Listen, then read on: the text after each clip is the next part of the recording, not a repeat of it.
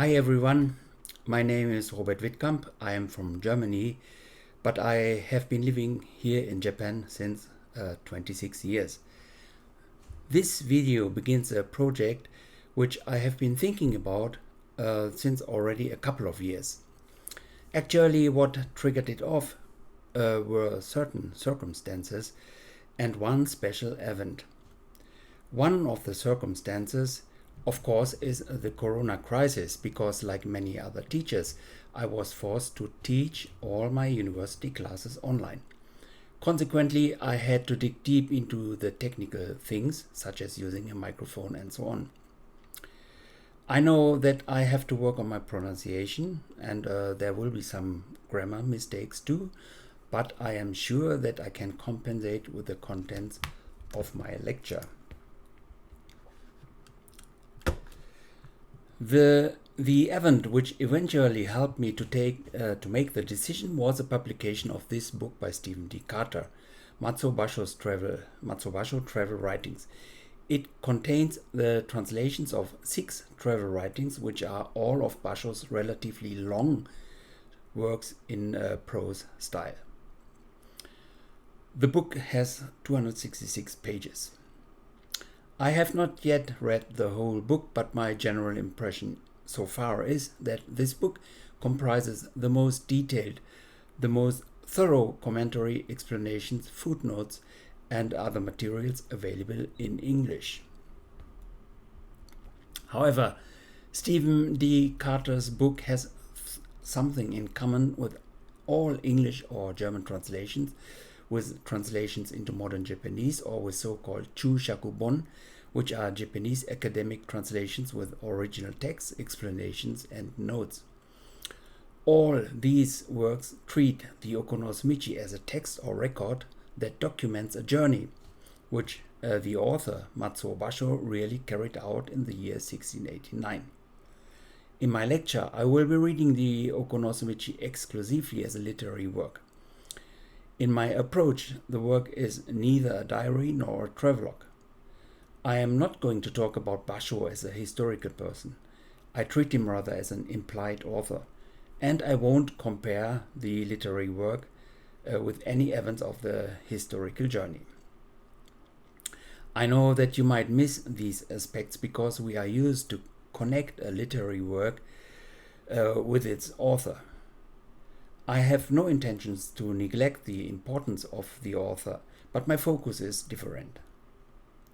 I prepared an overview of English translations which might help you and which are easily available, and there you can find all of that background information. However, you should be familiar at least with the first chapter of the Hosomichi, because this lecture will be scrutinizing it deeply. If you don't have a translation nearby, you can find a translation of the first chapter in the Wikipedia entry on the Hosomichi.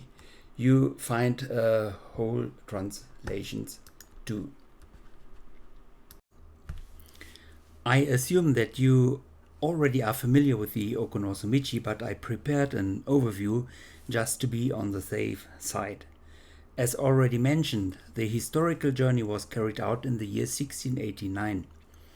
After Bashō and his companion had left Edo in spring, they traveled north, visited many places, traveled south, and somewhere the two travelers parted, but Bashō continued to travel, stayed here and there for days or weeks or for months, till he eventually died in Osaka in the 10th month of the year 1694.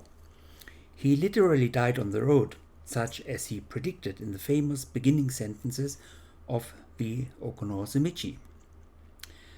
Presumably in 1692, Bashō started to write Hosomichi, a literary work which is difficult to categorize.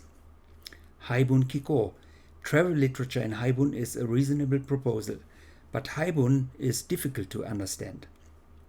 Usually, Bashō's Haibun are short pieces of prose ending with a hokku, which is haiku, and the Hosomichi contains more than 60 haiku.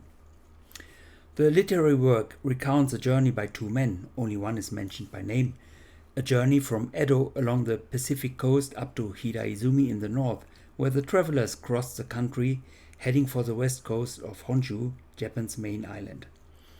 After visiting Kisagata or Kisakata, another famous landscape at the Nihonkai coast, the travelers turned south again, followed down the coast. The two travelers parted at the hot springs of Yamanaka Onsen, and the narration ended in Ogaki, a town near Lake Biwa, the Biwako. The literary journey was about 1500 miles and took half a year. If you print a copy from the internet, which is free available, you might be surprised because the printed version without footnotes and explanations consists of only 2 or 12 pages. And here we have the first question concerning the literary work. Why is it so short? It is an important question with many implications, and a narratological standpoint enables a first grip on the literary work to describe it in academic terminology. Assuming that the narrator needs a certain time to recount the occurrences, the events, and so on, we can say that the narrating speed in Oku no Hosomichi is extremely high. With some practice, one would need only a couple of hours to recount or read the whole story. That means that the narrator needs much less time to recount the story than the time which is recounted within the story, which is half a year. It is a high-speed narration containing many ellipses, jumps, and abbreviations. By the way, if you are interested in narratological terminology, I would like to recommend to you the Living Handbook of Narratology, which you can find on the homepage of University Hamburg. I give you the link here. It is lhbunihamburg.de. The handbook is in English and presents the international state of narratology today.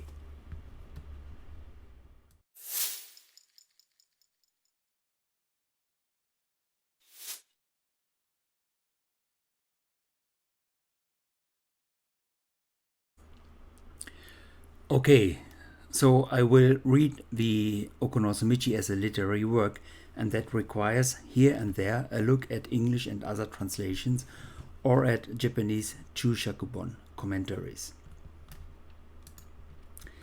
However, I will not do that systematically, and the only aim is to deepen the understanding of the original text. Despite the amazing amount of English translations, which suggests that the Oku no Hosomichi is the most translated piece of pre-modern Japanese literature, despite these annotated and explained translations, there are not exactly many critical works on the Oku no Hosomichi, applying, for example, literary theory. In my lecture, I will follow a narratological approach, and I will also take the materiality of the text into account, the writing, the characters, the sound. Furthermore, I will be taking a closer look on what is called transmedia storytelling, but again, only to deepen the understanding of the text. Transmedia means the translation from one medium into another medium, here from a literary work into a manga. Today, there are many manga with the title Oku no Hosomichi available, and it is very interesting to see that most of them are didactic manga. The aim is to help Japanese pupils to understand the literary work, but I will try to prove that it is impossible to explain a literary work with manga or comic. However, Oku no Hosomichi manga are a highly welcomed means because they can make very special difficulties visible or conscious.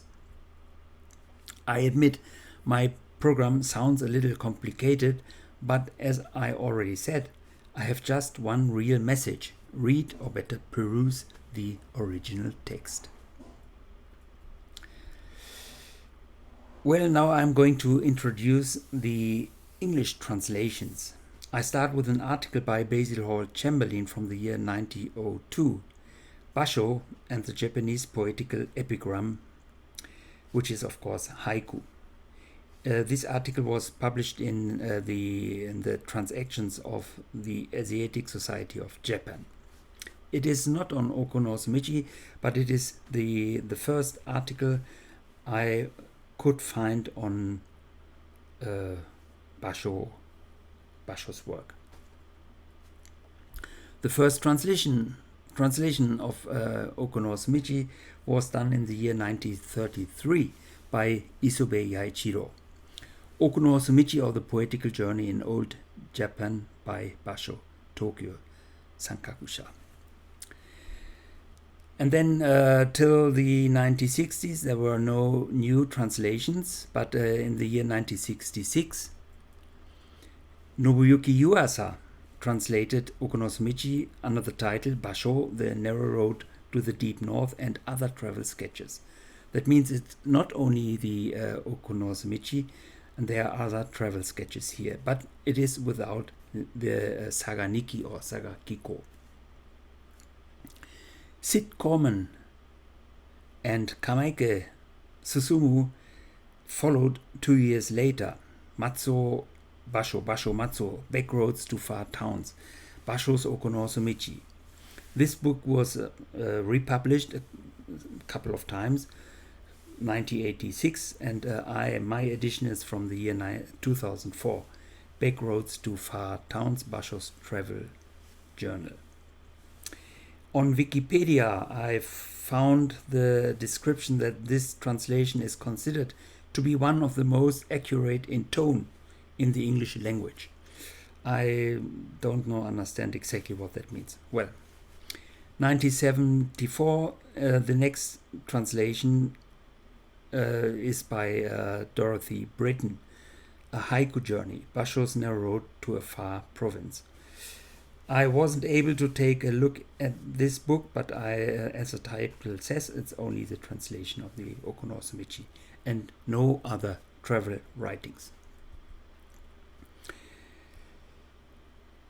There were no translations during the 1980s, but in the year 1991, Sam Hamill followed with Bashō Matsuo, Narrow Road to the Interior and Other Writings. This book too was republished a couple of times, and it is without Kashima Mode and Saga Nikki or Saga Kiko.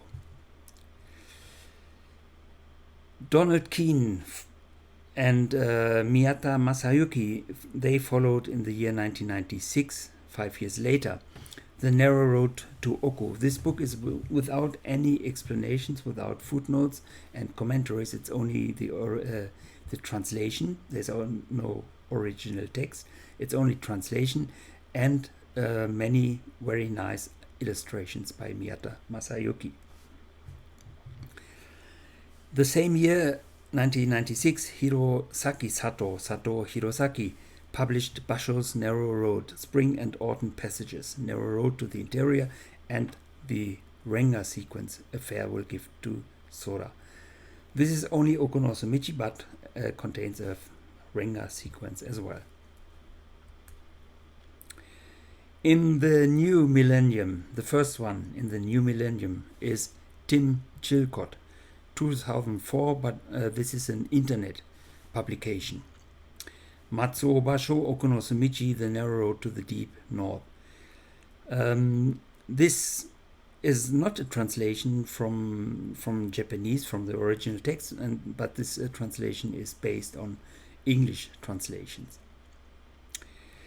The next year, 2005, David Landis Barnhill, translation and introduction, published Bashō's Journey, the literary prose of Matsuo Bashō. This book contains all 6 literary prose and almost all haibun, the short prose pieces by Bashō. Only this haibun part is about 50 pages.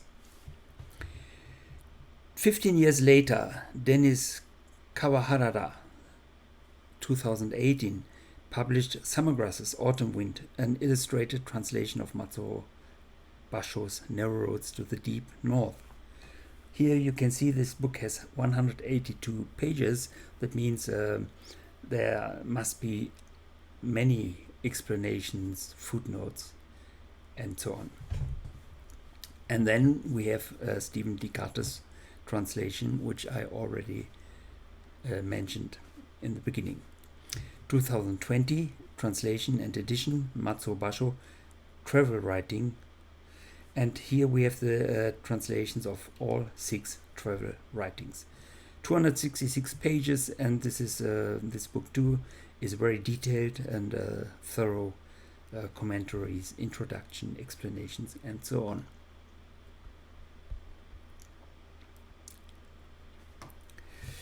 There's another book which has to be mentioned.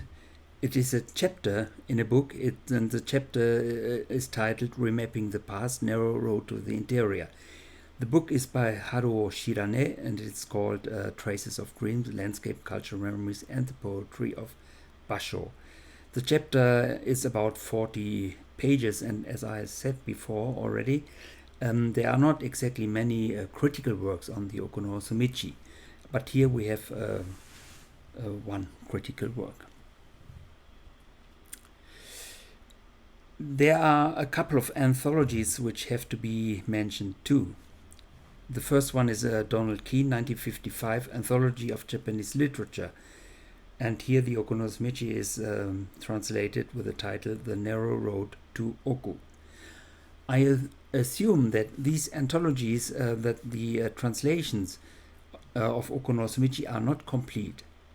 I assume that they are partial translations. 1969, Earl Miner followed with Japanese Poetic Diaries, and Hosomichi is here under the title Matsuo Bashō, The Narrow Road Through the Provinces. 1990, Helen Craig McCullough, Classical Japanese Prose and Anthology. Here we have The Narrow Road to the Interior. And then 2002, again Haruo Shirane with the anthology Early Modern Japanese Literature and anthology 1600 to 1900. And Hosomichi is contained under the title Narrow Road to the Deep North. Presumably there are more, but I guess that's enough for overview.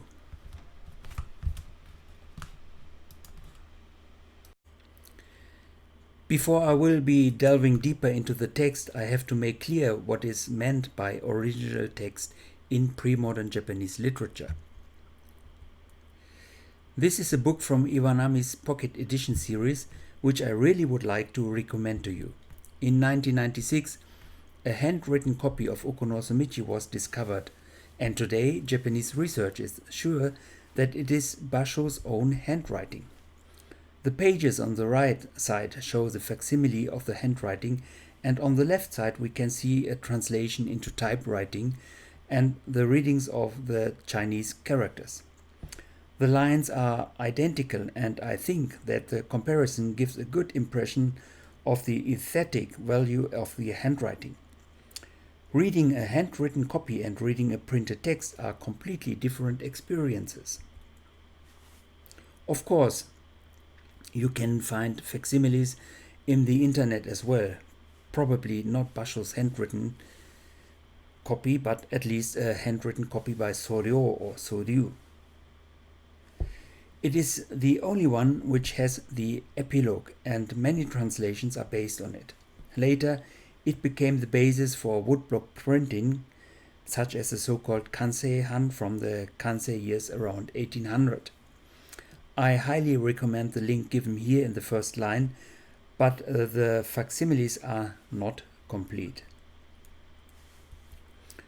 On this slide, we can see the first page of the text. Here on the left side is the facsimile, and on the right side is the same facsimile, but the readings are given. The signs which are marked are explained or compared with other handwritten signs. On the other hand, the page of the Waseda library presents the whole block, the whole book, but without any explanations. Okay, the Waseda library presents an original text, or at least a facsimile of the original text. However, by original text, many people take texts such as you can see on this slide as the original text. This is the Hosomichi based on the Sorabon and compared with Bashō's handwritten copy. It is volume 71 in Shinpen Nihonko Bungaku Zenshu by Imoto Noichi, Hisatomu Tetsuo, Muramatsu Tomotsugu, and Horikiri Minoru. The Shinpen Nihonko Bungaku Zenshu edition, which today is the standard edition, presents the kind of text we usually have to work with. But again, if we compare with a facsimile of a handwritten copy, we will notice the differences. With the help of two special problems, I will try to prove that we have to be extremely careful when it comes to the question of the original text. We have to be aware of what we are reading and of what we are going to translate. The first problem are the chapters. If you know just one translation or one Chushakubon, you wouldn't realize the problem. But if you compare with other translations and Chushakubon, you immediately see what I am meaning. Take a look at this table. You can see that almost all Chushakubon and translations have a different chapter structure. Only the translation by Yuasa and Barnhill were done in just one chapter, meaning that they have no chapters at all. In the explanations to the German translation, the translator Geza Tombadi wrote that his translation was based on two Chushakubon, one by Sugiura and Miyamoto, and the other one by Aso Isoji. But as you can see here, he added some chapters and his version has 55 chapters. However, the first chapter of all Chushakubon and subdivided translations are identical. As you can see on this slide, it ends with a period after Kakeoku, and the new chapter starts with a new line. Again, if we compare with the handwritten copy, we see that there is no new line. On these 3 pages, only the hokku, the haiku, is marked by an indentation. Other pages have line breaks, and there are indented passages, but not here. Translating this passage into typewriting style will result in something like this. Here you can see that kakeoku, the last word in the first chapter, stands in the middle of the line without being followed by a line break. It is interesting to see that Bashō's disciples had their problems with reading the text too. In the so-called Kakimoribon, another handwritten copy by Soryo, Soryo obviously had problems to read the Chinese characters and enfolded the second character into the Hiragana phonograms Oki. That means in Soryo's understanding there was no new chapter at all, because the verb from Oki denotes continuation and cannot close a sentence, let alone a chapter. The other handwritten copy by Soryo, the one from the Waseda library, kept the Chinese characters as they were, but here too there is no line break. We can see that the next sentence starts with the date 7th day at the end of the 3rd month. Here you can see the date better. As I said before, all Chushakubon and subdivided translations have the first chapter in common, and to proceed to the next problem, we can ignore the rest of the text and cut it away. Okay, so here we have the original text of the first chapter. That means a translation of the original text into a readable form.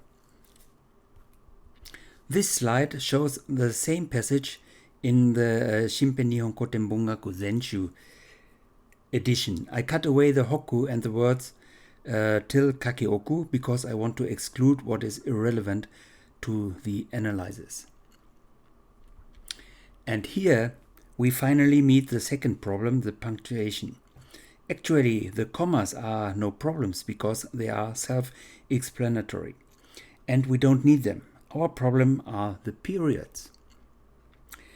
The original text presented by Shinpei Nihonko Tenbungaku Zenshu has 5 periods, including that one after kakeoku, but as I said before, for the analysis, the part preceding the hoku is sufficient. Some years ago, the haiku poet Hasegawa Kai was the narrator in a program broadcasted by NHK Education Television, in which he and a lady followed Bashō's traces through the deep north, the route of the Oku no Hosomichi. In his book Oku no Hosomichi o Yomu, he explained his impressions reading the first chapter. He wrote that after 3 short sentences at the beginning, there is one long and very exciting sentence which eventually let its tension explode into the hoku, the haiku, and let the reader relax again. The translation by Sid Corman and Kamaike Susumu has exactly the same structure. 3 short sentences followed by 1 long. However, the original text in Shinpei Nihonko Tenbungaku Zenshu has another period and therefore 2 sentences after 3 short ones at the beginning. So the question is, which one is correct, a comma or a period? The original text presented by Ogata Tsutomu, which in my collection of Chūshakubon is one of the most thorough commentaries, does not have a period, and presumably Hasegawa's impression is built on Ogata's reading. However, other Chūshakubon also present a period or subdivide in even more sentences. I will try to solve the problem, but let me already here assure you that the problem concerns the understanding of the text. My analysis consists of 2 steps. At first, I will analyze the verb forms, but that analysis cannot solve the problem. For this reason, I will be applying a narratological approach. It may be not the final solution, but at least a decision for a comma or a period would be built on solid ground and not an arbitrary question of taste. I know that sounds a little harshly, but there is no scholar who explains the reason for putting commas or periods or even discuss the question generally. And the same is true concerning the chapter structure.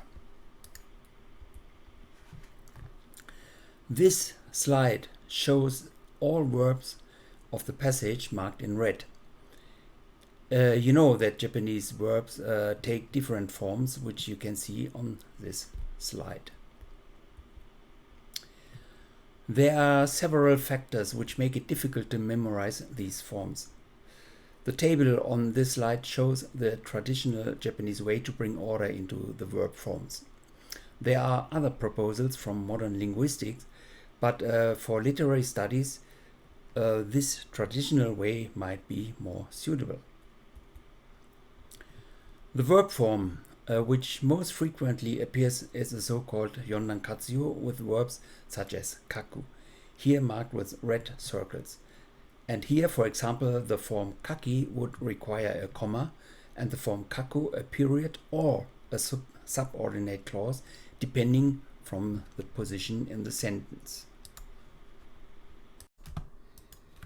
Here, marked in light blue, are the verb forms which I have learned as te form, which temporarily can be translated into and then. We see that this text passage has 8 te forms, so we would have and then, and then, and then, and then. These repetitions provide the text with a special rhythm, like language used in rituals, and of course the rhythm should be translated as well. Indeed, the well-known scholar Saigo Nobutsuna described the repetition of the te form as a kind of shamanistic language. Next, marked in darker blue, are the continuative forms renyoke in Japanese.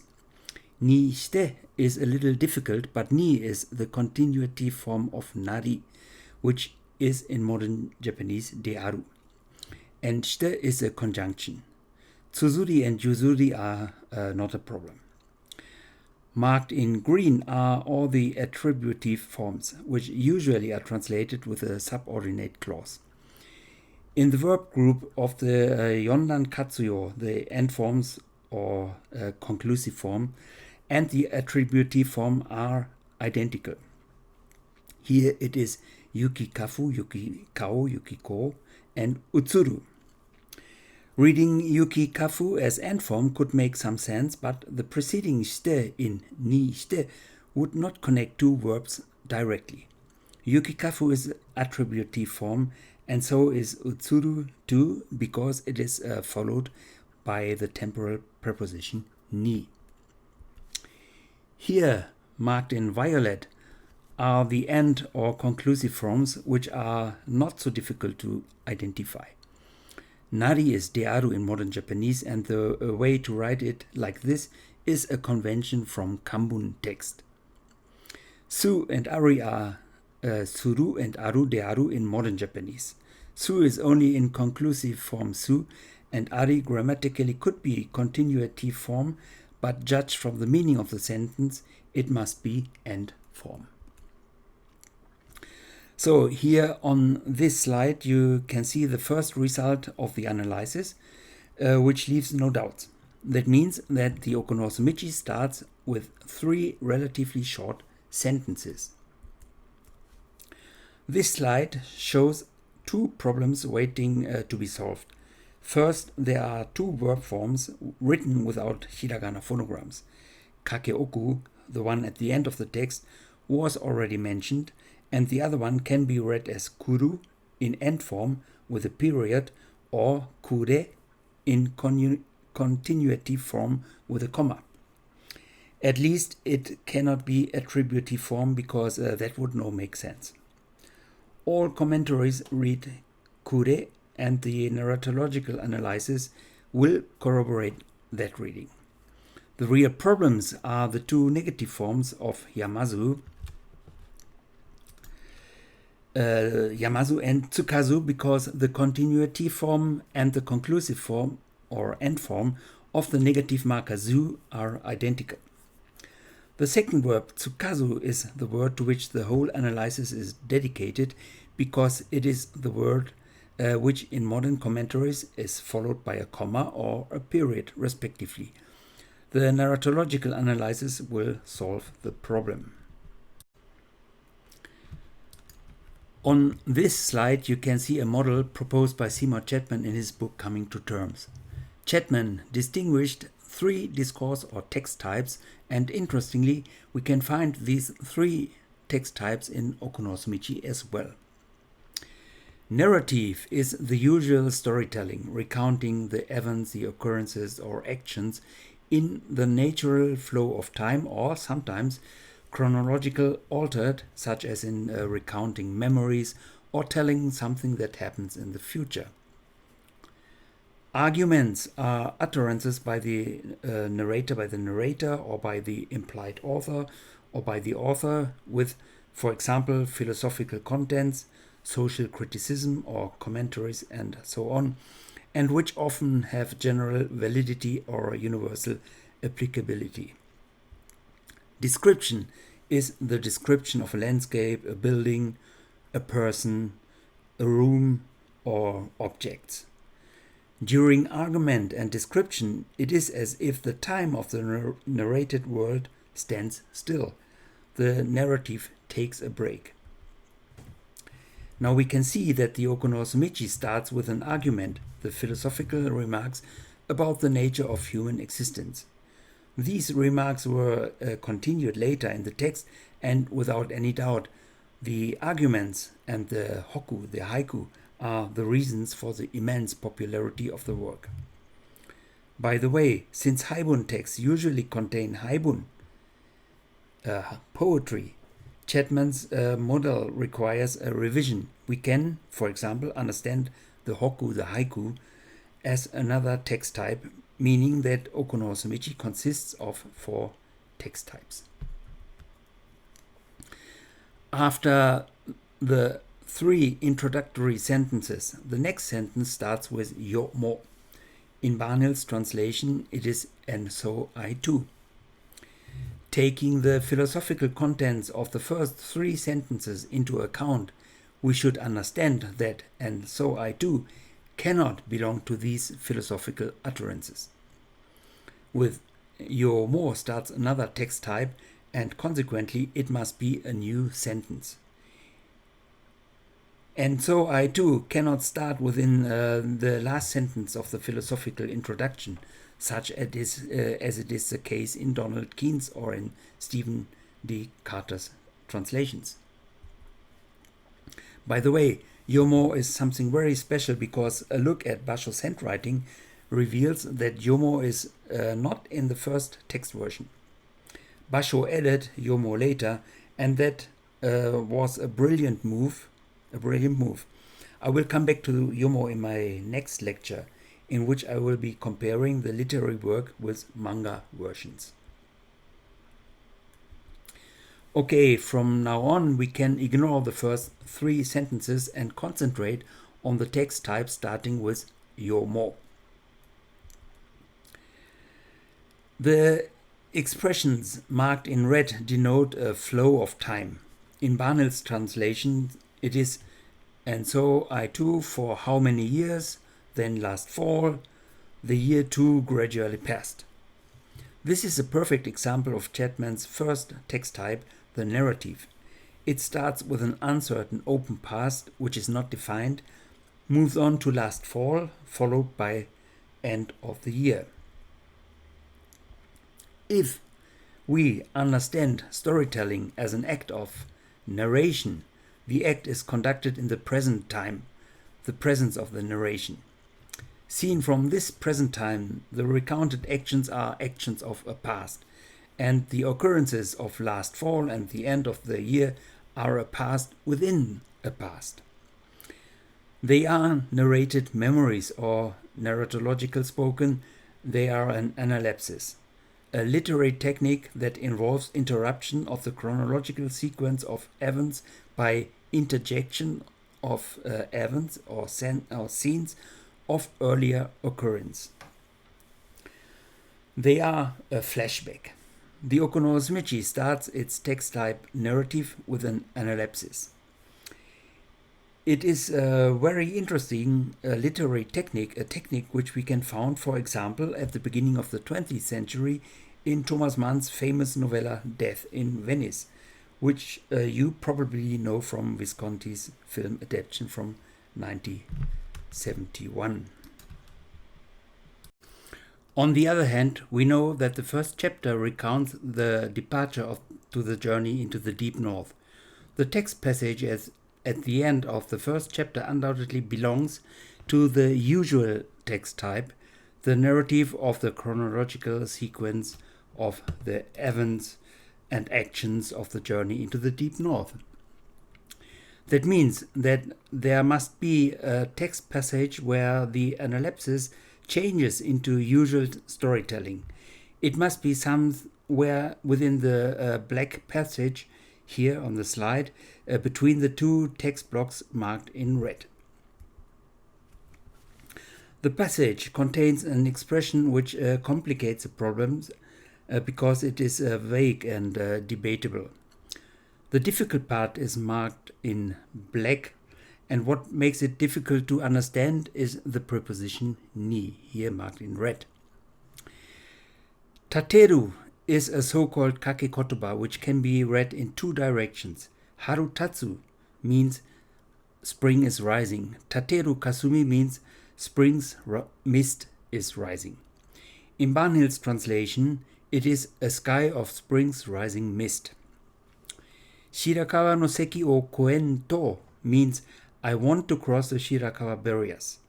And as I said before, the preposition ni, here marked in red, also can be read in 2 directions. There are 2 different readings of this passage, 2 different interpretations.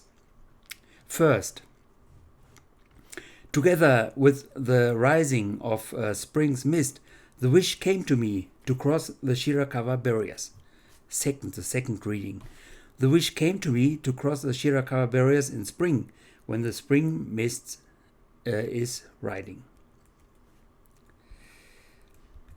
The second reading is the one we can find in Iwanami's series Nihonko Tenbungaku Taikei. Here we can read in the explanations or the translation into modern Japanese, Sangatsu sekku, sugi ni shuppatsu. Sangatsu chū ni Shirakawa o koshi. Sangatsu sekku is the Sangatsu Mika. It's the third day. It's a festival, the third day of the third month. So here clearly we have the interpretation Sangatsu chū ni, meaning within the third month. In two German translations we can find the same interpretation. I already mentioned that Lombardi's translation is based on two commentaries, and that one is from the Nihon Kotenbungaku Taikei series. However, Aso Isoji, Lombardi's second source, understood the passage in the first interpretation, the first reading, which is, for example, supported by Ogata Tsutomu or the Shimpen Nihon Kotenbungaku Zenshu edition. I added Carter's translation into English, which is, in my understanding, a little ambivalent, something between the two interpretations mentioned above. Here, the time of the decision is after the flow of time within the analepsis, but before the spring mist rises. Here, the narrator wants to depart as soon as the skies turned hazy with spring. Ogata Tsutomu discussed the problem and gave two arguments against the interpretation to cross the Shirakawa barriers in spring, when the spring mist is rising. First, the flow of narrating the changing seasons, the open, undefined past, autumn last year, the end of the year, spring of this year, would be interrupted. Second, we shouldn't decide on the basis of knowledge which doesn't belong to the literary work, such as letters, etc.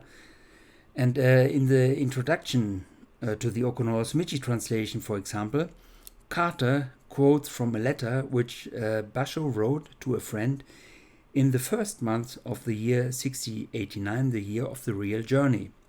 The letter shows that Bashō already had the idea to travel into the deep north in the first month, and Carter's translation is guided by the letter. Ogata, on the other hand, emphasizes the fact that comparing the work with Sura's travel records reveals many differences.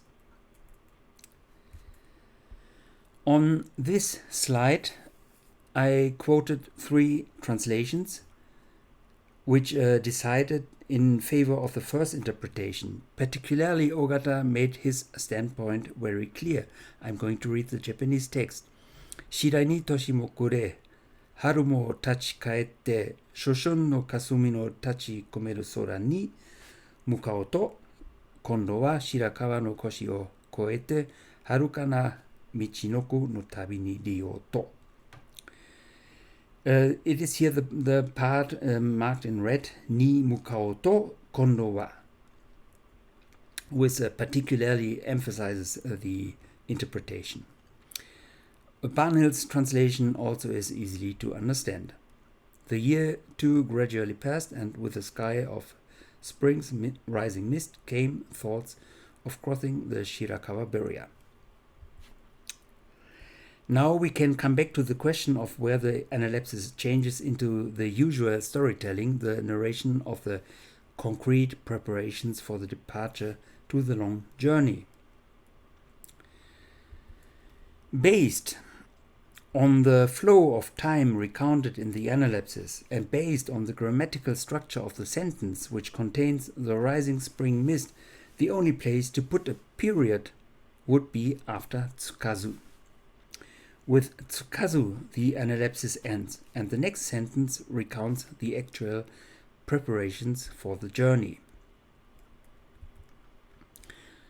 There is no doubt that the first step to the journey was the concrete preparations for leaving the hut where the narrator has been living, and the sentence which recounts the departure leaves no other place to put a period after tsukazu.